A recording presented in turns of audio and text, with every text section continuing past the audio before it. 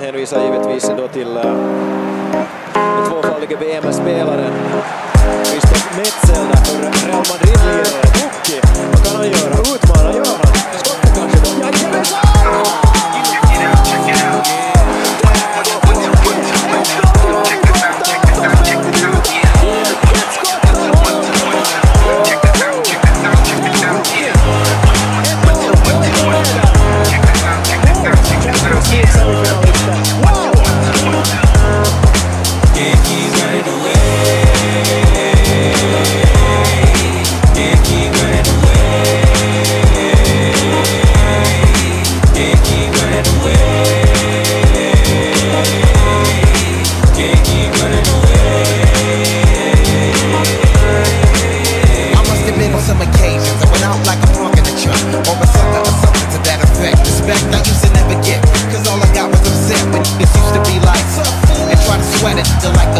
For no reason at all, I can't recall the fleas in my face. Down the hall, kicking it in the back of the school, eating chicken at 3.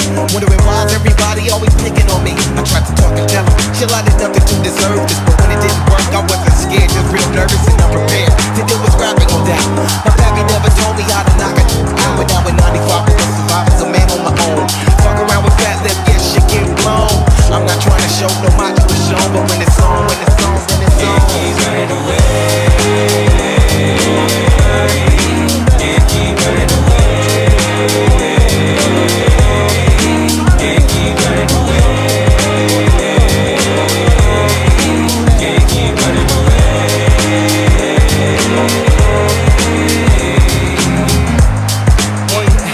So listen here. There comes a time in every man's life when he's gotta handle shit up on his own. Can't depend on friends to help you in a squeeze, please. They got problems of their own. They'll put the count on 7 chicken shits. Don't get to heaven till they face these fears and these fears on. Just to get back up in high school, I made it cool just so some real shit won't get full blown. Being where I'm from, they let the smoke come quicker than an evil redneck collects a helpless color figure. And as a victim, I admit it low key. Just the keyhole itself got lower than me, so I stood up and let my free form free. Said I'm gonna get something big more than I can on me. I don't sweat it. I let the Saatiin pistää Pukille ja siinä olisi paikka, oli Pukilla tekomaali! Ei onnistu!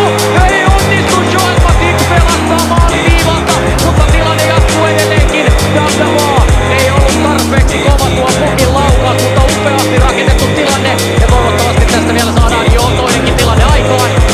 Pukki vaan! Takaisin Pukille. Pukki harhauttelee, voisi jo laukkoa, antaa sinne vierelle. Pukki! Siinä on paikka ja maali! 1-1! Teemu Pukki iskee HJK:n tasoihin! Hän tuuri yhden paikan, mutta ei tuuri toistamiseen. Ja näin HJK saa sen vierasmaalin. Mitä se kaipasi tässä vaiheessa, kun Schalke teki tuon ensimmäisen osuman. Ja Ralf Rangnick on raivoissaan. Upea maali kerta kaikkiaan Teemu Pukilta, mutta se oli kyllä kerta kaikkiaan upeasti rakennettu tilanne. Ja tässä se nähdään. Cause all the gaming and training from entertaining is hella straining to the braining. But I can't keep running, I just gotta keep cleaning, running. Can't keep running away. Nyt nautitaan vain kuvista. 18 peliminuutti. Salataan todella tyylikkäästi Schalken puolustus auki. Can't keep running away.